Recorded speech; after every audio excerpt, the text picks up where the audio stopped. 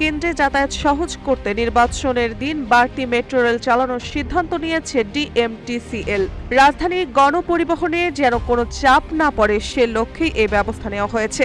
Dhaka mass transit company limited জানিয়েছে, ত্রয়োদশ জাতীয় সংসদ নির্বাচনের দিন সহ সরকারি ছুটির সময়গুলোতেও মেট্রো রেল স্বাভাবিক কর্মদিবসের মতোই চলবে। প্রয়োজনে অতিরিক্ত ট্রেন সংযোগ করা হবে, যা যাত্রীদের নির্বিঘ্নে ভোট কেন্দ্রে পৌঁছাতে পারেন। ডিএমটিসিএল এর ব্যবস্থাপনা পরিচালক ফারুক আহমেদ জানান, নির্বাচন উপলক্ষে যাত্রীদের কোনো ধরনের অসুবিধা হবে না। তবে নিরাপত্তার কারণে যেসব মেট্রো রেল স্টেশনে গেট ভোট কেন্দ্রে একেবারে পাশে, সেগুলো সাময়িকভাবে বন্ধ রাখা হবে। বিকল্প গেট ব্যবহার করে যাতায়াত করা হবে। মেট্রো রেল চালু রাখতে ডিএমটিসিএল এর ট্রেন অপারেশন, নিরাপত্তা ও রক্ষণাবেক্ষণ বিভাগের কর্মকর্তা কর্মচারীদের ছুটি বাতিল করা হয়েছে। 8 ফেব্রুয়ারি থেকে পরবর্তী নির্দেশনা না দেওয়া পর্যন্ত এই আদেশ কার্যকর থাকবে। আগামী 10 ফেব্রুয়ারি শেষ হবে প্রার্থীদের প্রচারণা। আর 12 ফেব্রুয়ারি সকাল 7:30 থেকে বিকেল 4:30 পর্যন্ত অনুষ্ঠিত হবে ত্রয়োদশ জাতীয় সংসদে ভোট গ্রহণ।